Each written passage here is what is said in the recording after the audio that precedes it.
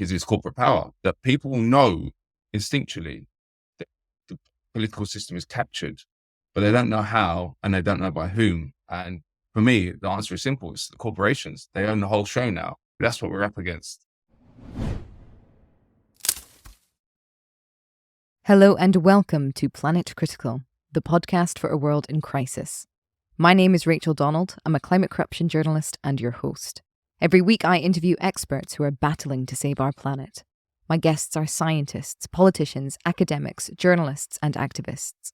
They explain the complexities of the energy, economic, political and cultural crises we face today, revealing what's really going on and what they think needs to be done.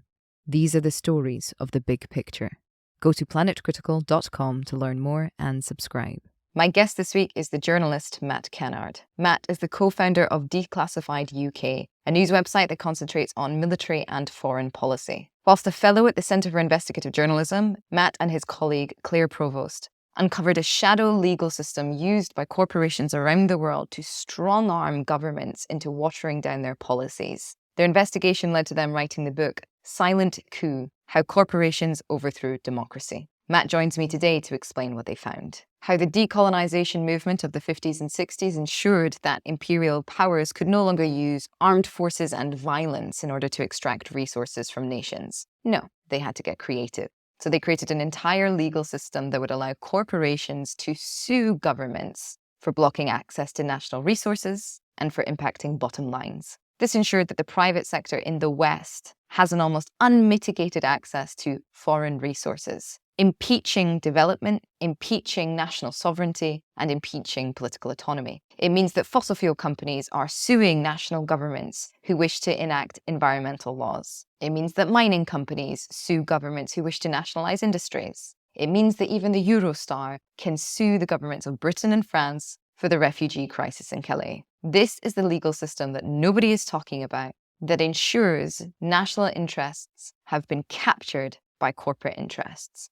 States create policies around the interests of corporations, and the governments who dare stand up to those corporate interests are taken to court in a back room of the World Bank in Washington, losing millions in the process of legal fees, and often billions when they lose their case, ensuring that capitalism can sink its teeth into every corner of the world, especially in the places that dare stand up and dream of a different world order. I hope you all enjoy the episode. If you do, please share it far and wide. And if you're loving the show, become a patron on Patreon or support Planet Critical with a paid subscription at planetcritical.com. By signing up, you'll get the Planet Critical newsletter inspired by each episode delivered straight to your inbox every week.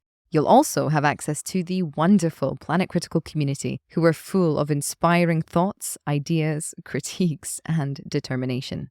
The links are in the description box below. I'm so grateful to everyone who chooses to support the project. I'm a vehement believer in ad-free and open access content, so Planet Critical wouldn't exist without the direct support of the amazing community. Thank you so much to all of you who believe in Planet Critical and keep the project going every week. Matt, thanks very much for joining me on Planet Critical. It's a pleasure to have you on the show. Thanks for having me. So my first question is, why is the world in crisis and what can we do about it? Well, there's obviously a confluence of different factors as to why the world's in crisis, but I think one of the main ones, and the one that I've been kind of studying for the last decade really, is that democracy has been destroyed, or the few democratic structures that did exist at some point have been destroyed by the overweening power of corporations. And this has been a conscious effort from the corporate sector, which has obviously been around for hundreds of years, but has grown exponentially in power since particularly the Second World War. And they've now, in my opinion, completely colonized the state which created it and made it impossible for states and governments in so-called democratic societies to act in the interests of their citizenry. There's two sides to that. One is that corporations are now massively powerful themselves, but there's also the nominal power of governments, which obviously still exists, but is often exerted and projected in the interests of corporations as well. Even though it appears it's a government decision, those decisions are being made in the interests of corporations. And we recently published a book called Silent Coup: How Corporations Overthrew Democracy. And what we tried to do was try and look how these kind of hidden and quietly practiced systems were erected and how they operate today. So I think, to answer your questions, I think that we need a democratic society with an informed citizenry to take on the crises which we have. The main one is obviously climate change, but the other one is the potential for nuclear war with Ukraine, and the fact we've got nuclear weapons being held by countless. We don't know 100% how many have them, but there's enough nuclear weapons. We have enough in the UK actually to destroy the whole of the world effectively. And I think that the reason on the climate change crisis and the fact that we're heading towards unprecedented crisis in terms of climate change, and we could be reaching tipping points at any time. The reason that we can't take action is because governments are so intertwined with fossil fuel companies, and that goes for the Foreign Office. I can talk about the British context because that's most of the work I've been working on in the last few years has been on that. But the Foreign Office and MI6, for example, are basically operating as political arms of companies like BP and Shell. That becomes very clear in cases like the coup in Iran, when MI6 took out the democratic president of Iran in 1953 because the Anglo-Iranian oil company had been nationalized by the prime minister. That's the company that became BP. So that's a very obvious example, but that operates across the board, and it's really not understood by many people that the state in the British context, but this goes for most Western state. The state is operating in corporate interests, and fossil fuel companies are a majorly important part of the economy. So I think that we need to get the state and the government independent of corporate power. And we need to get the information system independent of corporate power as well, because a lot of people don't understand these things, because corporations don't just own the governments, they also own the media explicitly. Apart from the BBC, every major media outlet in Britain and across the world is owned by corporations, and they don't operate in a benign sense in terms of the news media. Firstly, they're primarily businesses rather than news organizations. So their primary focus is to make money. Secondly, the structural pressures of being owned by a corporation and being part of that sector mean that filters operate on what information can get into the media.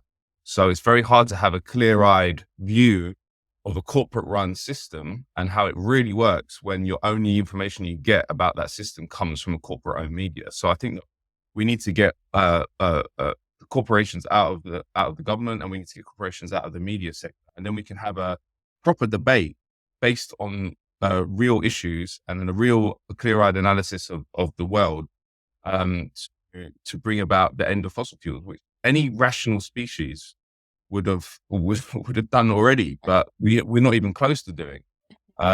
There's a very, very simple way of ending the climate change crisis, which is coming, and that's just stop fossil fuels immediately. So work out a plan in a very, very short term to get rid of them completely. That's not even started. So why is that? And my take is because corporations own the whole thing, and the corporations are only interested in profit. And that is a structural thing. We talked before we came on air actually just a bit about how you need to do a systematic analysis of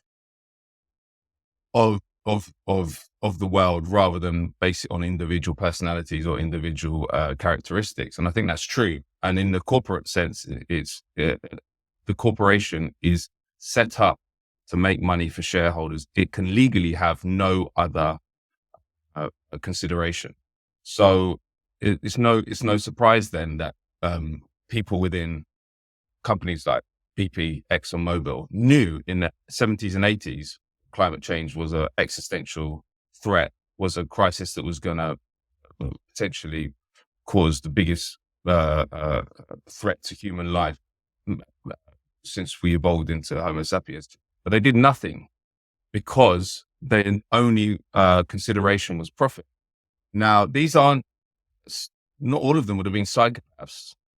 Not all of, many of them will have kids and grandkids that are going to have to live in the world, but they didn't do anything. Now, why is that? It's because their only consideration within these structures, within these institutions, is more profit. So we need to get institutions which run only on a profit motive out of governments and out of the media, and then we might have a chance of solving some of these problems. Yeah, I completely agree with you. The corporate takeover, or the coup, as you and Claire call it in your book, is really, really revealing. I think, I keep having these little moments though where I witness just how disempowered everyone feels. And I feel like it speaks to the systemic problem, like the fact that you can't just pull one lever and change everything. Like when I was in Papua New Guinea and I gate crashed the state luncheon with Macron, I got talking to some fossil fuel executives who didn't know I was a journalist. And they were talking about how, it might be too late with regards to the climate crisis. And maybe they didn't do it fast enough, but what else could they have done? And they were speaking as if it was just anybody on the street talking about this world, as if they weren't literally in the belly of the beast with the opportunity to change it. Yeah. And then later in the day, I was speaking to this guy who does recruitment for Total Energies. And by that point, I told him I was a journalist and my niche as well. And he was about, my age, young guy, educated. I was like, why are you doing this job? And he was like, well, if I don't do it, somebody else will. What can I possibly do to change the system as it currently exists? And there was even an Atlantic article 6 years ago that I read that was about all these Silicon Valley CEOs buying up bunkers in New Zealand because they're worried about the end of the world. It's do you know how much power you have to stop that? What? I think that's what's so interesting about systems, the fact that everybody's in it, even the people who seem to have such an inequitable amount of power feel utterly helpless in the face of it to actually do something about it. And I won't ask you the really horrible question of well, how do we go about this? Because it's incredibly complicated. But maybe to help elucidate what we could possibly do, could you explain to us how it came about in the 50s and 60s? Yeah, well, it was so what we call the silent coup, which is the coup of corporations against governments, started a long time ago in terms of the battle between the corporation and the state. So just to give a bit of history, the first kind of what was called the joint stock company was created in 1555 in London. It was called the Muscovy Company, and it was a charter granted by the Queen for a company for a monopoly on the trade route with Russia. And then that was how corporations existed. They got a charter from the Crown, and the Crown was basically in control, later the Parliament, of that company, and they were subject to their caprice. So they could say one day, we don't want to have that charter anymore. And that often happened. The Crown would just rescind it one day. So it was very clear who was in power at that time. Then as time developed, the corporate form as an instrument became much more powerful and tried to wriggle free of state control. And that mainly happened in the mid 19th century in Britain. And there were a couple of things that made that really unleashed the corporation from the state. One of them was the fact that you stopped needing to get a charter from the state or the Parliament or the Crown. So back then it was a privilege to create a company, and now it's a right. Me and you, we can set up a corporation. That's our right as a citizen. The other thing was they brought in limited liability, which sounds arcane, but it was really important in unleashing the corporate form, because before the mid 19th century, when they enacted limited liability, if you invested in a corporation and it went bankrupt, they couldn't just take the money that you invested. They could take everything you owned. Right. You were liable for everything, so they could take your house, whatever it was, and that was a massive constraint on the corporate form, because it was a much higher risk to invest in corporations at that point. When they enacted limited liability, people could just invest in a company, and if it went bankrupt, they'd lose the money that they invested. They'd be everything else they own is protected, and that's why you see LTD after corporations now, limited form.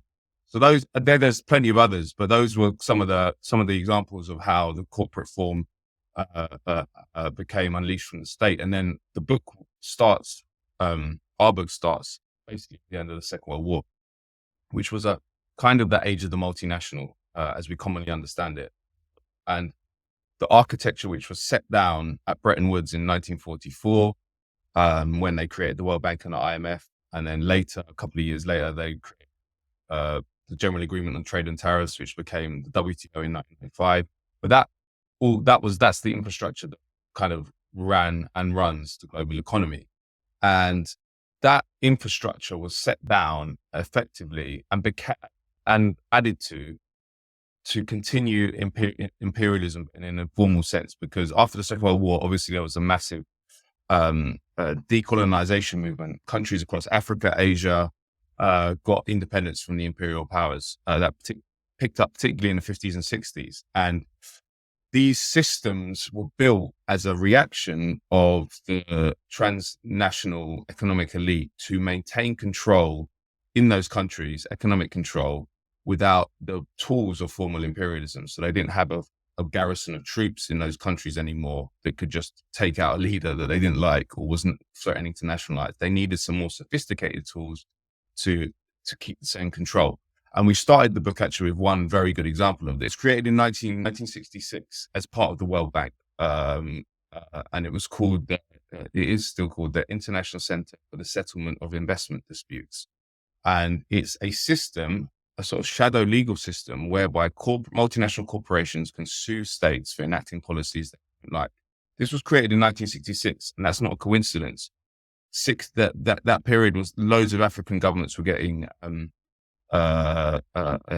independence, and often the leaders of the anti-colonial movements, I'm talking about people who are fighting on the ground, British or whoever it was, people like Nkrumah, Makarios in Cyprus, they were actually in power. They were prime minister and president. So this was, you can imagine the level of panic that there was in the imperial capitals when you had people who were actual guerrilla fighters that were becoming prime ministers and presidents who were inclined to nationalize the resources of the countries which had been raped for centuries, and use those resources in the people's interests. So that was a massive threat to how the system. So the ICSID, which I mentioned, this arm of the World Bank, and the system that it created, which is called the Investor State Dispute Settlement System, was set up effectively as a response to that decolonization movement. And we went to the World Bank archives in Washington, actually, as part of the research. And they talk about it quite openly there, about how why they set up ICSID and what it was about, and about the decolonization aspect. Obviously, publicly, that wasn't what it was about. It was all about development and helping countries develop. Because the argument for it was, okay, well, if a corporation is thinking about going to a developing market, it needs some guarantee. Yeah, well, and recourse to an supranational venue where it can take the country if they nationalize their asset. But of course, that's against what we're told is how capitalism runs, which is you take a risk if you go somewhere like the Congo, because your mine might get expropriated, but if it doesn't, you're going to get massive rewards. This kind of insures you against risk. And effectively, the ideology on the system is rubbish. You don't need this system to encourage foreign direct investment, but that was how it was sold. It was, but the system has just exploded since the end of the Cold War, and it's a massive part of the menu of policies which is pushed on the developing world by the World Bank. And the World Bank is the most important development institution in terms of how its role in how most of humanity runs their economies. And all countries that sort of are integrated into the global economic system, Western-backed one, have to sign these agreements which enshrine this system. And so I'll just finish with this. The system is enshrined in free trade agreements. It's like NAFTA, CAFTA. I don't know if you remember TTIP, which was the proposed biggest free trade agreement in history, which was going to be between Europe and the United States. It's on ice now, but it kind of got iced because this ISDS system was going to be part of it, and there was so much outrage. But that was kind of the only time that it's really got mainstream sort of prominence. Sorry, just to pick up on that. Go for it. That was between Europe and the United States. And they didn't actually want to sign on the dotted line because ISDS, which they have enforced on everybody else, was going to be... No. right. Both countries wanted it. I mean, Right. both, but there was massive activism against it. Right. Okay. The activism focused on ISDS because they said, look, this is going to open us up to all sorts of potential suits from the United States and other European countries if we enact certain policies. And that's what it's about. It's about locking countries into a certain policy spectrum.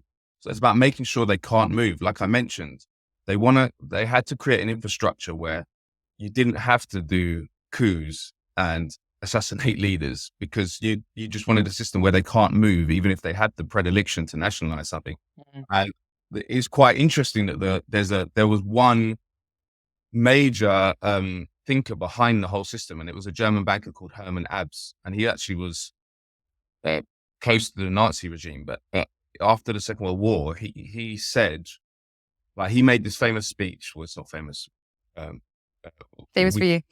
Yeah, we tried to make it famous, but we haven't worked.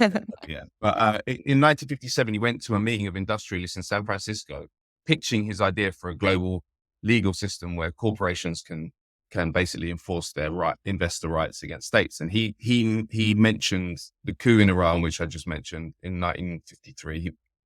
He mentioned the coup in Guatemala in 1954, again against the democratic president who was trying to do a little bit for his people to the detriment of corporate interests. He mentioned the invasion of Egypt after the nationalization of the Suez Canal by President Nasser in 56. And he was speaking in 57. So he was speaking the year after that with all these things that recently happened. And he said, we don't want to have to do these things. We need to create a system where these people can't move.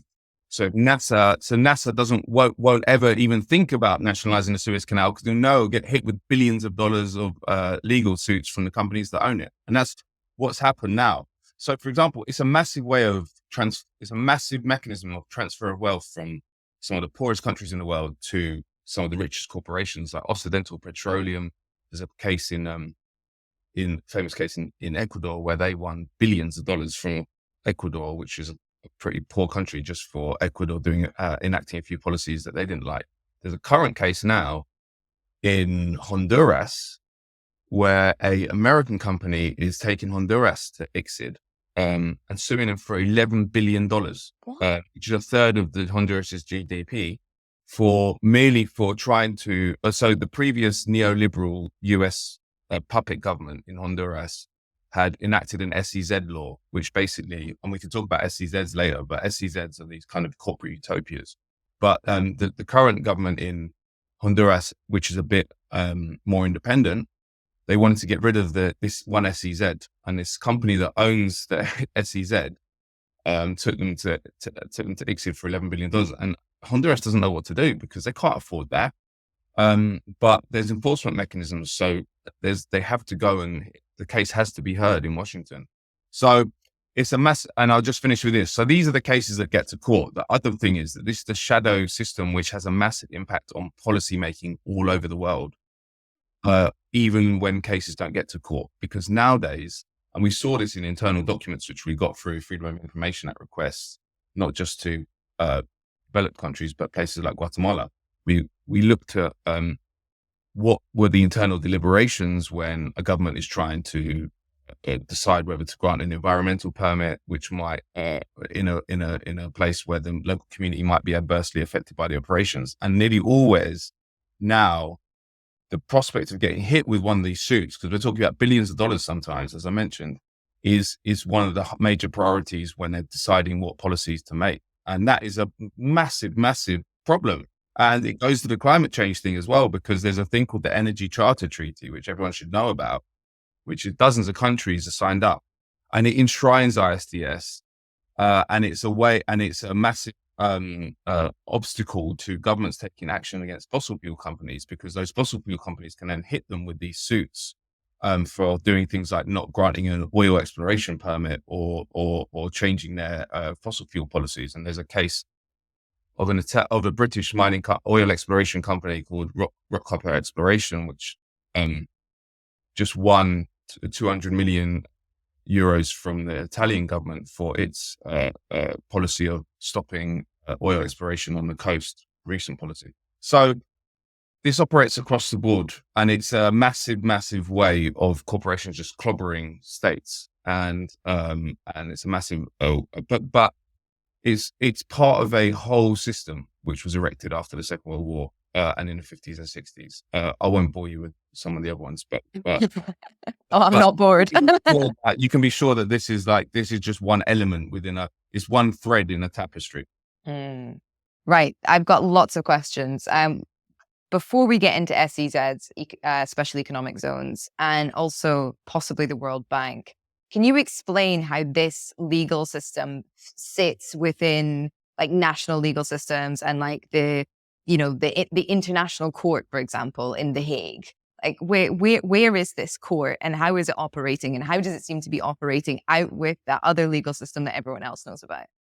Yeah. So the main one, that this is a system which is enshrined in these free trade agreements, but they don't have to be heard at ICSID, which is the World Bank arm. There is a court, arbitration court at The Hague. There's one in London. There's others in Europe, but the main one is ICSID, and how it operates. Is that in Washington? Yeah, in Washington. Yeah. And how it operates is that it. Well, actually, I should explain how it operates because it's also insane. So it's 3 arbitrators make these decisions. You have to have no qualifications to be an arbitrator. So you mean 3 people? 3 people. So, and behind closed doors. So how it is, the corporation will bring this suit. They'll say, we're taking you to ICSID for enacting this policy. The 3 arbitrators will be appointed. One is appointed by the state, one is appointed by the corporation, and then they agree on a third. And the other day, actually, I was talking to a former ICSID arbitrator, and I said, what's the point in the system? Because surely the state one, the one that's appointed by the state, always votes with the state, and the one with the corporation always votes with the corporation. And he was like, yeah, that always happens. I was like, well, why don't you just have one then that's agreed with? But anyway, so that's the system. They agree with, and then these hearings are behind closed doors. This is a very secretive system. It's nearly impossible to get documents about it. And in fact, the funny thing is, I mentioned we went to the World Bank archives in Washington. We were in the World Bank buildings. We were like, we might as well find out and try and get the ICSID. And we were going to people in the World Bank, just walking around going, can you tell us where ICSID is? Where is it? And most of the people, even in the World Bank, didn't even know what ICSID was. This 5th branch.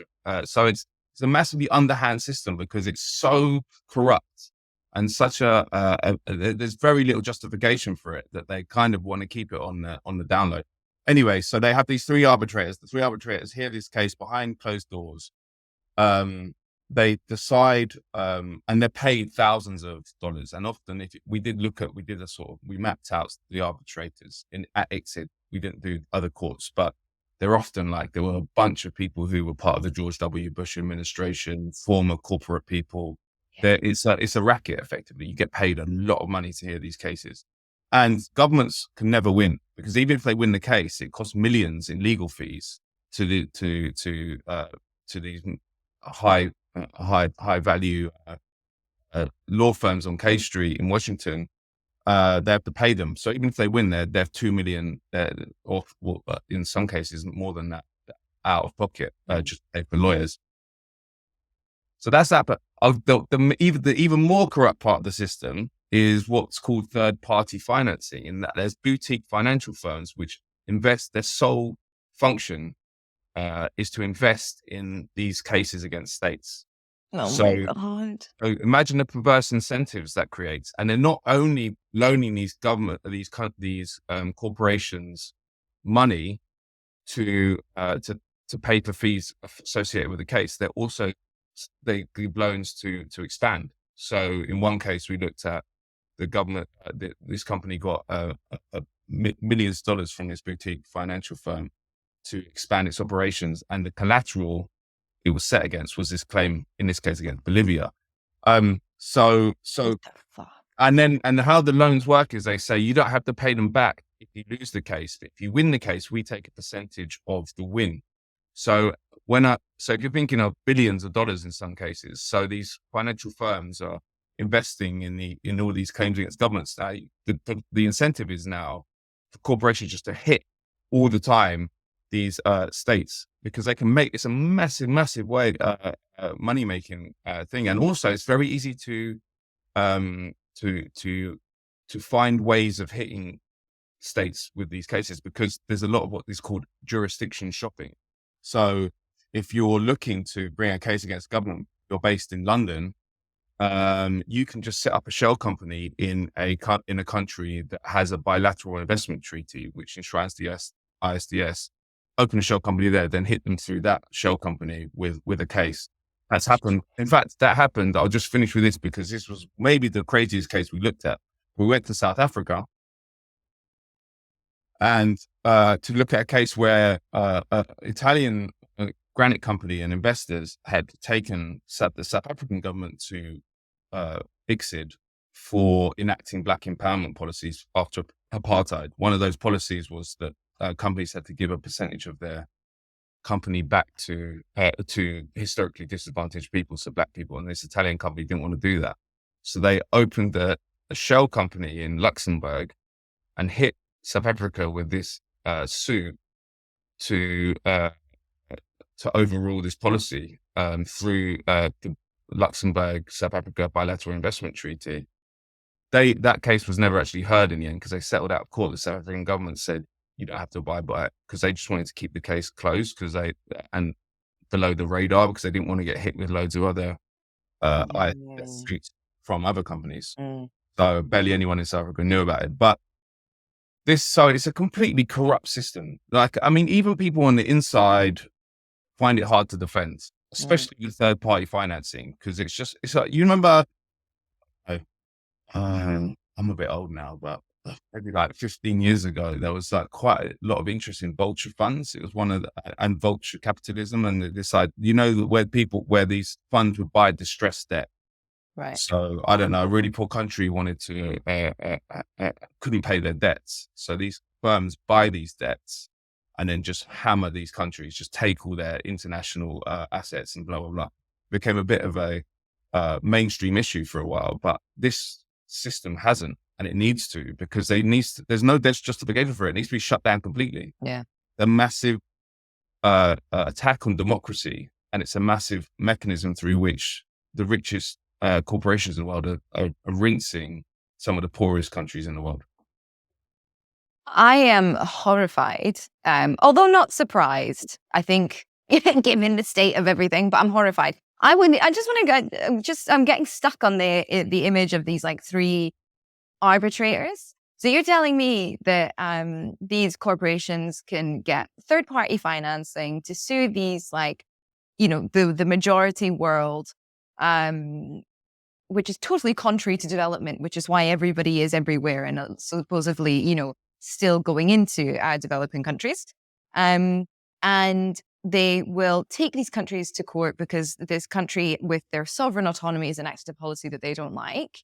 And that case will be seen in front of three people who are not lawyers or judges. They might be, but they don't have to be. But they don't have to be. Yeah. Just three random people from the sphere of whoever those people are, and they operate like the elite, essentially elite business, and then they get one vote each. Yeah, and that's it. Yeah, and they're appointed by the two parties. As I said, one is appointed by the state, one is appointed by the corporation, and they agree on one. How is that legal?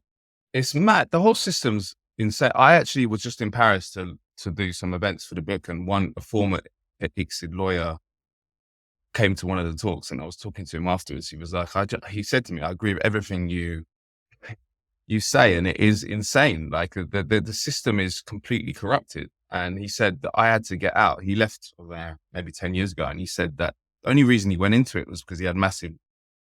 He wasn't an arbitrator, but he was a lawyer that worked on the cases. And he said the only reason he went into it was he had massive bills from law school, and he had no choice. But he said, I'm so glad I'm out of it. And there is no defense of it. That's why it's so secretive. Yeah. Because people, and that's why, like someone like you know about it. I mean, you don't know much about it, and you're au fait with a lot of these issues, and it's the same across the board. No one really knows about it, and that's by design, because it's indefensible. So they don't want people to start being interested in it. So, yeah, it's crazy. I'd encourage everyone to look into it because, as I mentioned earlier, it's not it's an attack on democracy. And the other point is it's coming back to roost in the countries that created it. So as I mentioned, this German banker was kind of the ideas man behind it. He actually linked up with a British lord called Lord Shawcross, and they wrote something called the Abs-Shawcross Draft Convention in 1959, which eventually was basically the template for ICSID in 1966. But now, like the rich European countries which created this system to enforce their control in the developing world are now getting hit with cases. So we went to Germany and looked into a case where Germany was getting sued for billions by a Swedish energy company called Vattenfall, who were running nuclear power plants in Germany. And after the Fukushima disaster, Germany decommissioned all their nuclear energy. So Vattenfall said, we're going to sue you for billions now, because again, you're enacting a sovereign decision policy. You should be allowed to decommission whatever you want and change your energy policies. But they did that. Vattenfall had also taken them to ICSID for its coal-fired power plant, which was raising the temperature of the water around the plant, and they took them to one of these arbitrations to say, well, actually, this is an attack on our investor rights that you want to enforce this environmental regulation, and the country lowered the regulation. So Vattenfall got their way. So it's a massive way to strong up.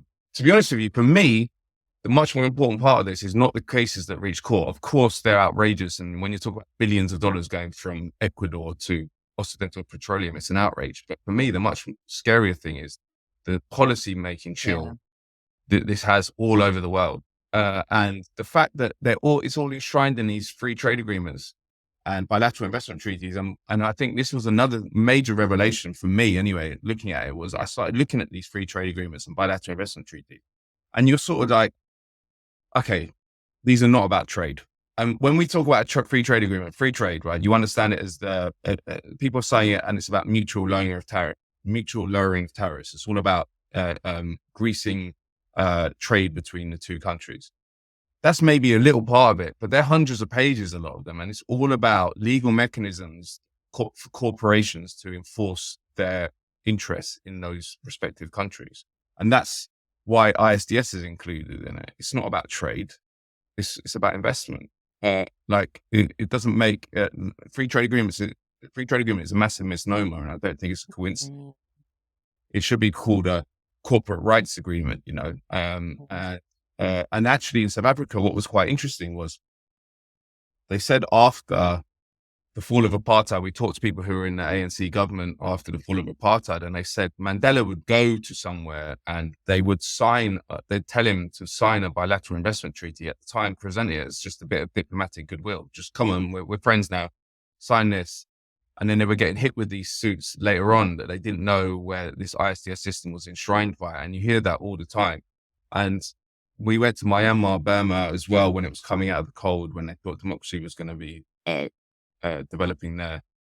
And all these bilateral investment treaties enshrining the ISDS was a massive part of what was being enforced on Myanmar, Burma. So it was just about bringing them in and integrating them into the system. And you saw that massively. And a major reason I did mention that the system was taken off after the end of the Cold War, a major part of that is because the former Soviet bloc countries in Eastern Europe, they were all bought into this system and assigned these agreements which enshrined ISDS. And if you look into sort of the breakdown of what regions are getting hit mostly with these cases, Eastern Europe is one of the major ones that's getting hit with loads of cases.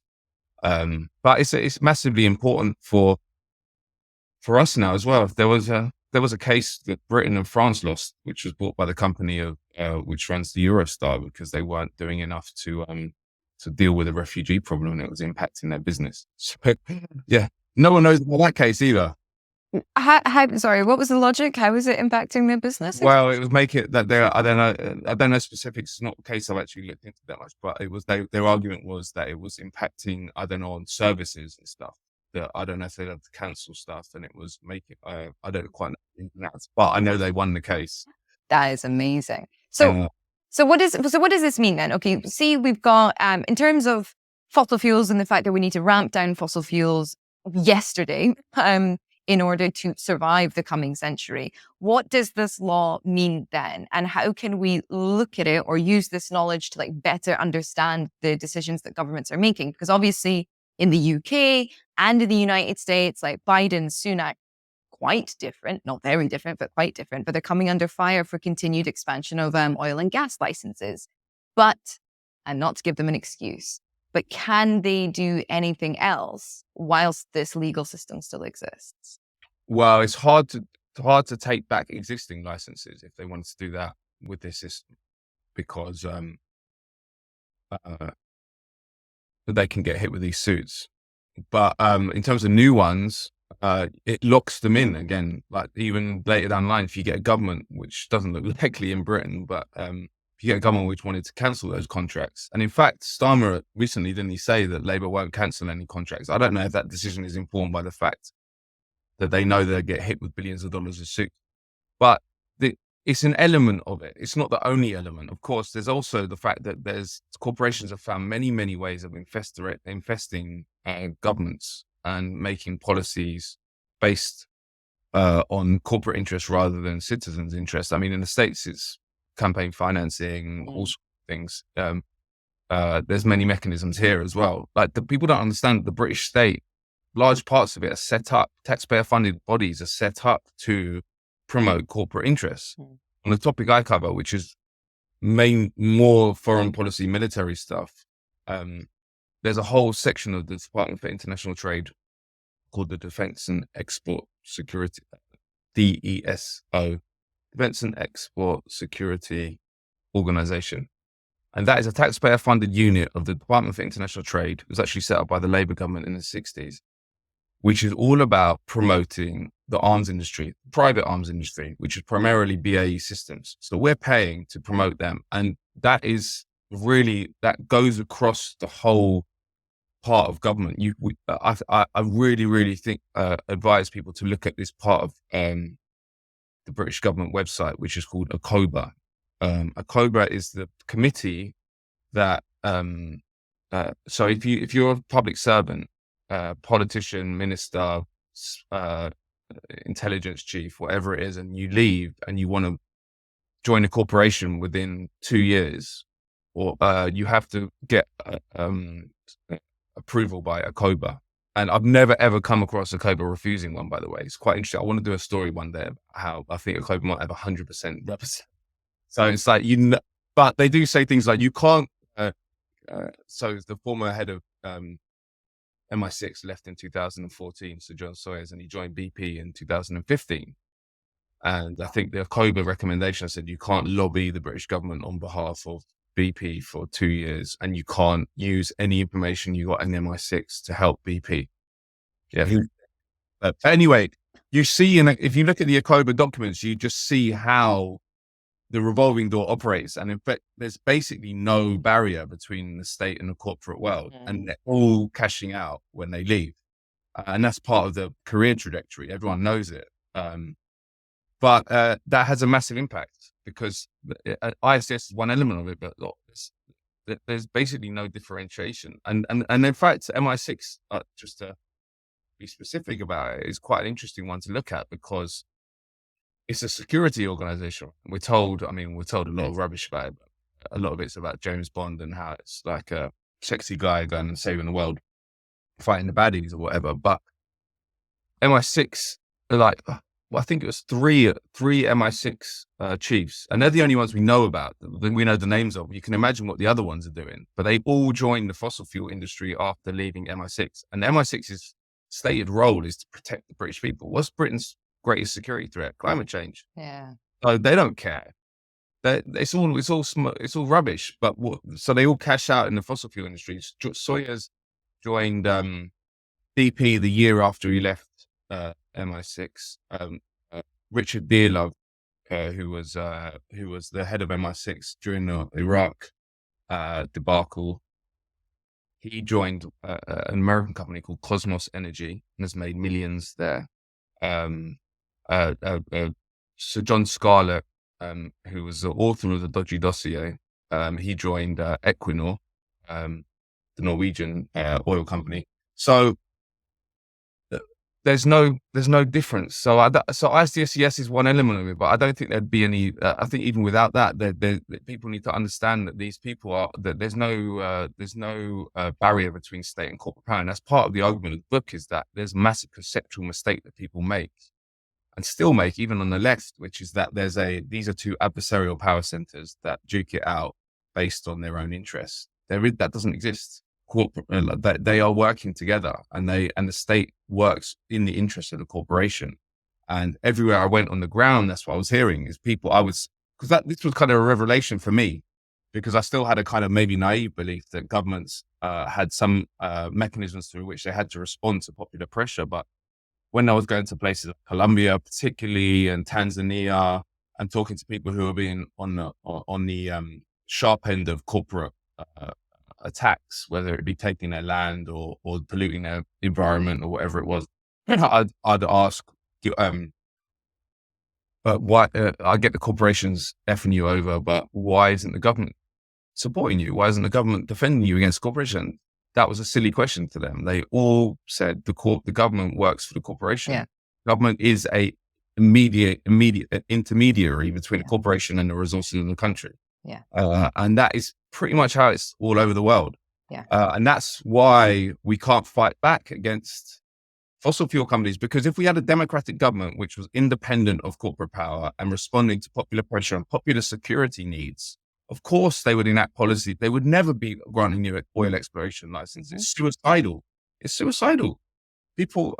So why are they doing that? And in my opinion, they're doing that because all these different mechanisms have been created, which mean that they can't, as structurally, a state and a government now can't respond to the needs of its citizenry above the needs of corporations. And in this case, it's very clear what needs to happen, but it happens on many other issues as well. NHS being another one. Like, we are turning our healthcare system, which has been for a long time the kind of a beacon in the world and looked up to around the world. We're turning it more and more into the United States system, because which is seen as one of the worst in terms of outcomes and how much it costs. We're turning it into that system. Why? That's not because the government has looked and said we need to do this for our people because they need X, Y, Z. They're doing that because they're making they're opening up to corporations, and corporations have wanted to get their hands on the NHS for decades since it's a massive cash cow. It's the same with pensions in the United States. Everything that is publicly owned that has some way of responding to population is being taken from us and handed over to corporations. And that's because corporations are running policy making now. ISDS is one way, but there's plenty of others. There's basically no, that's why we call it overthrowing democracy. I just don't think that we live in a democracy in a sense that we understand it. And I'll finish with this. I think you mentioned earlier about people being confused and not understanding and reaching out for different ideas, because everyone can see that the politicians on the TV are not making the decisions. And that's a problem. And I think lacking any kind of sophisticated or at least analytical framework, which is based in the real world, it's very easy when you understand that the politicians aren't making decisions to reach out for a small cabal, an individual, eventually like a racial group. It could be like, if you look at the history of Nazi Germany, there was massive amounts of conspiracy theories before the Nazis came to power. And this is why it worries me now when you see the amount of conspiracy theories around. You wait for a demagogue to come along and just a charismatic one and say it's all the fault of, we're kind of in a discourse which could allow that. But my take is it's corporate power, that people know instinctually that the political system is captured, but they don't know how and they don't know by whom. And for me, the answer is simple. It's the corporations. They own the whole show now. And we need to get get an understanding of all these systems. It's much harder, obviously, because me explaining this, probably it sounds boring to a lot of people, but it's much easier to come along and say it's all the fault of, I don't know, the Jews or gays or blacks, whatever it is. That's a very, very easy argument you can make, or Muslims. You can just say it and someone understands that viscerally. Whereas sit down and be like, actually, it's much more complicated than that. And there's this and this and this and this. So that's what we're up against. I'm obviously trying to think about the how to stop a thing, because as you say, like, this particular moment in history is so chaotic and unpredictable and unstable, and the confluence of like so much wealth and power going to a small section of the population that also have their hands on the narrative, it's very, very dangerous. And typically what happens at this point in history is, you get an authoritarian coming along and being like, it's their fault, vote for me. What can citizenry do? Okay, so educate themselves for sure, but is there some kind of like, I don't know, loophole? What we're seeing at the moment is a lot of like citizens suing fossil fuel companies. We had a case in Minnesota, this landmark case where these young kids took this fossil fuel company to court and said no, and it's happening in Germany as well. It's happening in places around Europe, because I'm assuming that like corporations can't sue citizens within national, like, is there some kind of protection of still being a citizen within a state that can like take action against these sort of, horrific corporate powers around the world, at least on home territory? Yeah, it's a good question. It's quite interesting, isn't it? And this came up when we were doing the research, is that we said, is there a parallel legal system where, which there should be, right? Which is, if there's the corporate one, if a company like Chevron comes and literally destroys a whole community of thousands of people in say Ecuador, is there a supranational venue that those citizens can take that corporation to? It doesn't exist. But activism works. Like, firstly, on this system particularly, it's about raising awareness, like you mentioned, because it will evaporate if enough people know about it, because it's indefensible. It's not like other more sophisticated systems where there's a much more sophisticated justification for it. Often I don't agree with it, but SEZs, for example, you can follow a thread of understanding how they think this might work to develop a country, blah, blah, blah. With ISDS, it's indefensible. It's indefensible that the single argument they have about it increasing foreign direct investment doesn't make sense. It's purely about, so we need to raise awareness that the system exists, what the results are, the attack that we need to, the attack on democracy, and make sure that it's not. I mean, you could argue, like, there are countries fighting back on a country level. So I mentioned South Africa. After that, they got hit with that case from the Italian mining company. They tried to cancel all their bilateral investment treaties, which enshrined. And then in Bolivia, so in the 2000s, during the first so-called pink tide, which was the left democratic governments taken in, 3 countries tried to withdraw, or did withdraw from the ICSID convention: Venezuela, Bolivia, and Ecuador. They were in Ecuador's case, soon after Correa left, Lenin Moreno, who took over from him, re-signed up to it. So they can only sue you if you're part of the convention, or if no, that's the thing. It was more a ceremonial thing, like that. The convention was, you can still be hit with these cases, but it was a part of they wanted to extricate themselves from the systems, and in fact, so the interesting thing about ISDS, I've been saying that we need to raise awareness here, but if you talk to any government which is trying to go against corporate policies, they all know about it. It's like a major consideration. So when I was in Bolivia last year to interview Evo Morales, the president of Bolivia from 2006 to 2019. And they got hit with countless cases because nationalization was a massive part of their program. Eventually they were praised by the World Bank and IMF for their economic policies, which were the opposite of what the IMF and World Bank tell you to do, but that's another story. But they had to pay a lot of money and arbitrations. They were hit with countless arbitrations, including from a British power company, which owned there was one called Ruralec, which owned a 50.01% stake in the main electricity company in Bolivia. It's always interesting that the foreign company owns 50.01%, just enough that we can overrule the government. But anyway, so he nationalized that. They hit him with a case, ISDS case, which was financed by a third party as well. They eventually won. Bolivia had to pay millions of dollars. But he was talking about it as a massive impediment to his program when I interviewed him. And the other thing that these people mentioned, because I interviewed Correa as well, he mentioned the same thing, was that these agreements, as I mentioned, are about locking countries into a certain system, right? And they're clever. So they have these things called sunset clauses within those agreements where they say that even if you cancel the bilateral investment treaty, it doesn't come into effect for 10 years. That's part of they're called sunset clauses.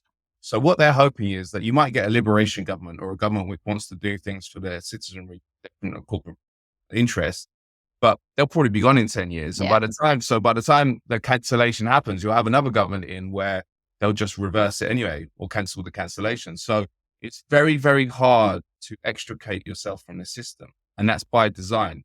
And they talk about it openly on with the sort of 1% and the people who design these policies. I mean, like Thomas Friedman, what did he call it? The golden straitjacket.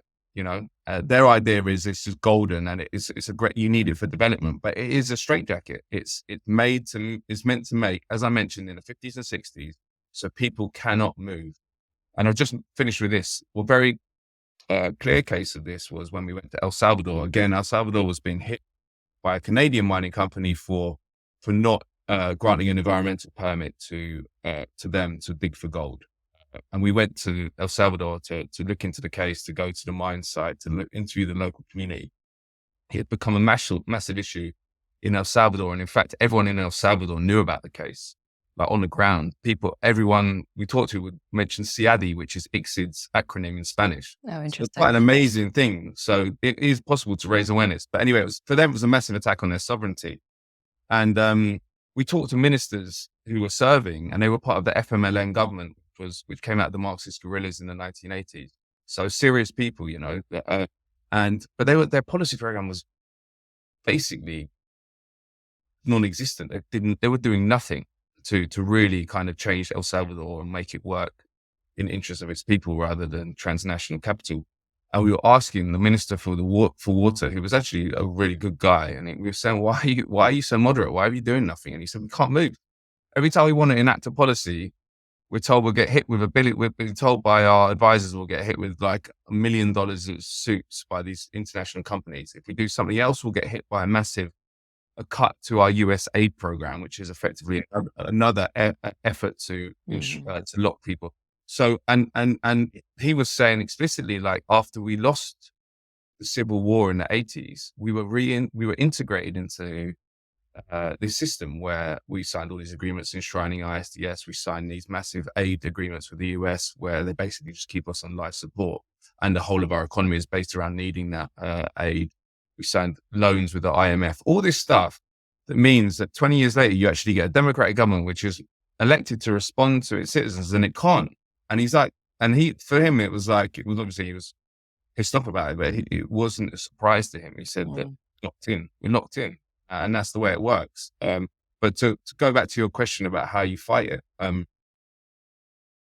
but Bolivia is one example, but unions, I mean, I know it sounds like a cliche, but everywhere I went, and not just unions, because unions exist, powerful unions exist, which are not independent, which are basically working for corporations and states. I saw that as well, that they've been captured a lot around the world. But we need to build union power because there's two power centers in a society, really. There's the state and the corporation.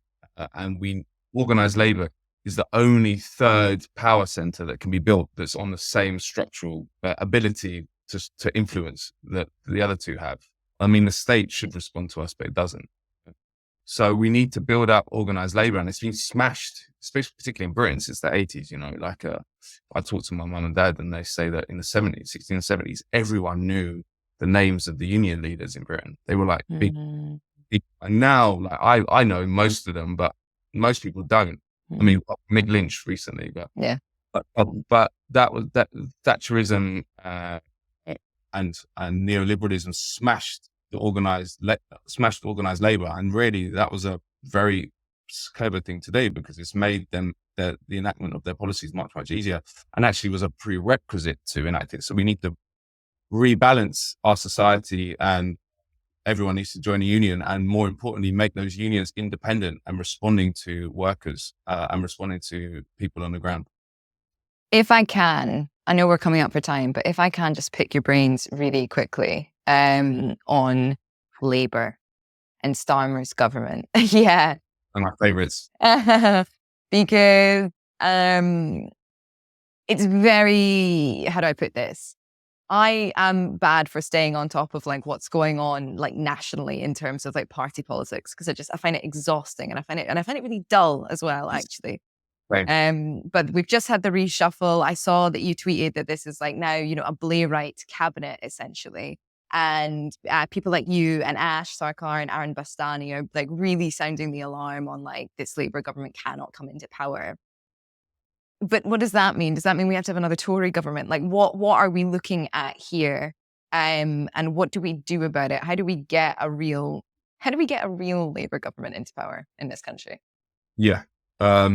Well, I'm like you in the sense that I got really involved in it during the Corbyn years just because I felt it was important. But now I'm just so bored by it.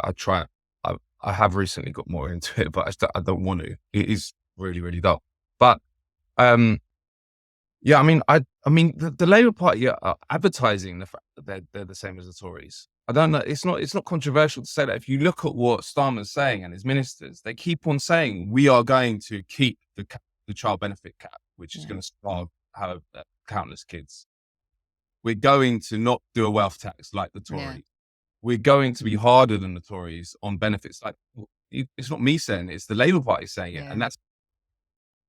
My belief is that the problem is not Starmer or Rachel Reeves or any of these clowns. The problem is that Britain is not a democracy, and it can't, and it's set up like that. The Labour Party has, there's been periods where it's done good things, like the creation of the NHS and stuff like that, but it's been captured by the British oligarchy, the small section of Britain which really runs the whole show, and made to work in their interests. And I think a very clear way of this was something I kind of suspected, but I think that the Corbyn years really revealed that, because out of all the forces that were raigned against him, which was pretty much the whole British establishment, because remember, he's had really good policies on fossil fuels, on taxation, on foreign policy. He was the first manifesto that said we're going to stop arming the Saudi dictatorship and arming apartheid Israel. Really, moderate stuff in national education service, stuff that any kind of liberal should support. Anyway, who were the main people that brought him down? Obviously there was a massive establishment attack, but the Labour Party itself was maybe the key player. And how interesting is that?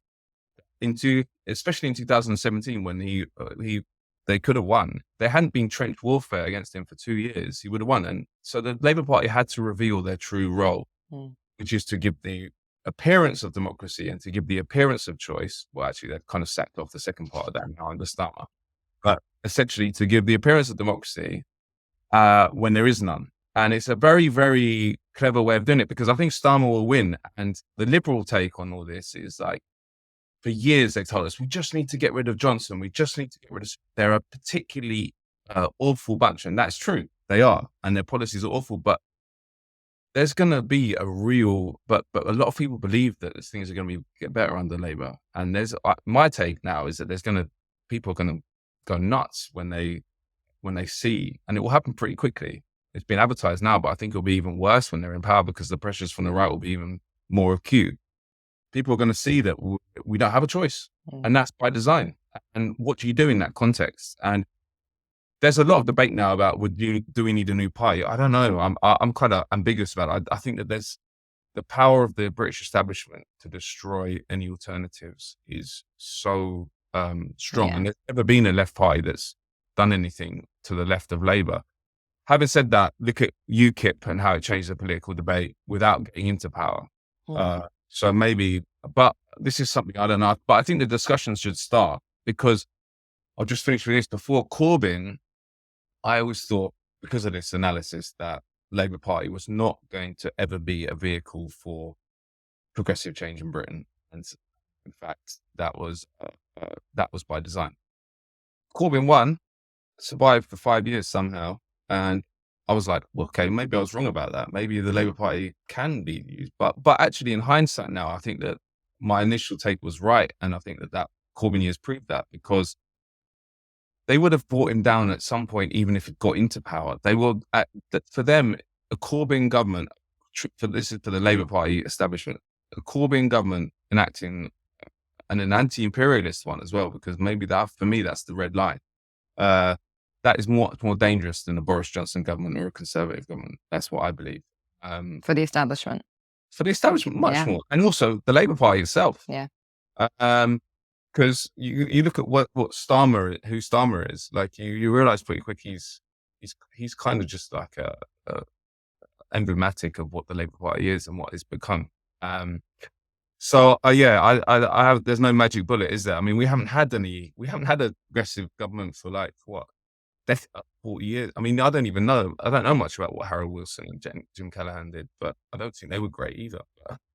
So we're kind of I mean, to be honest with you, before Corbyn, I always went to Latin America to get my political gigs because you see real liberation governments there.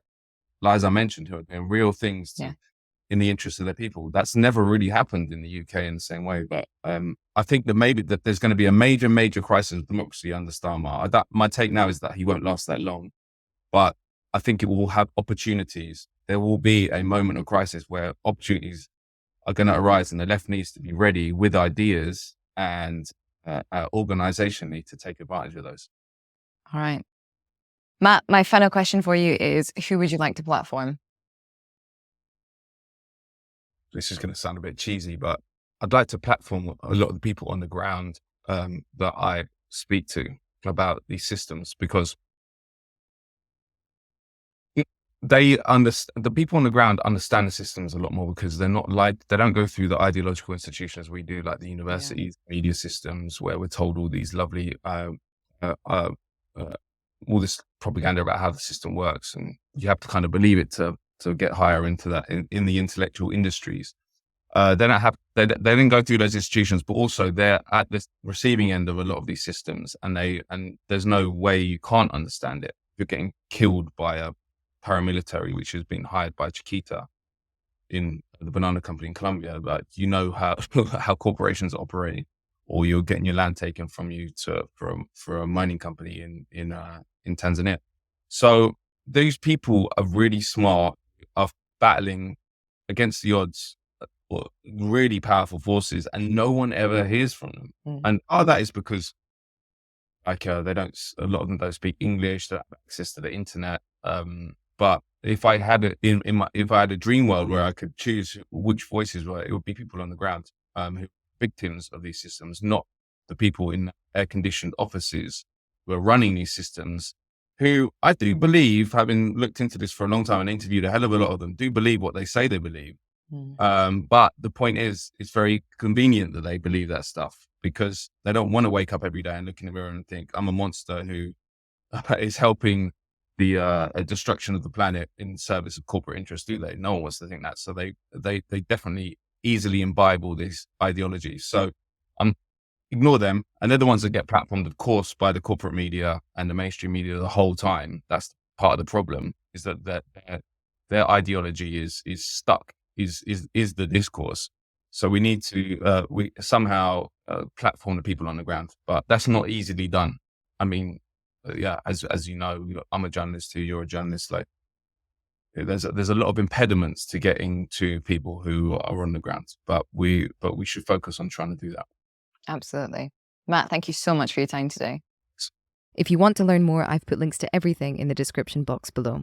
Remember to subscribe to the channel if you're new here, and share the episode if you enjoyed it. To support the show, subscribe at planetcritical.com, where you can read the weekly newsletter inspired by each interview. You can also become a Planet Critical patron. All links are in the description box below. As always, my deepest thanks to that community. Planet Critical wouldn't exist without your support. Thank you everyone for listening and for coming on this journey together.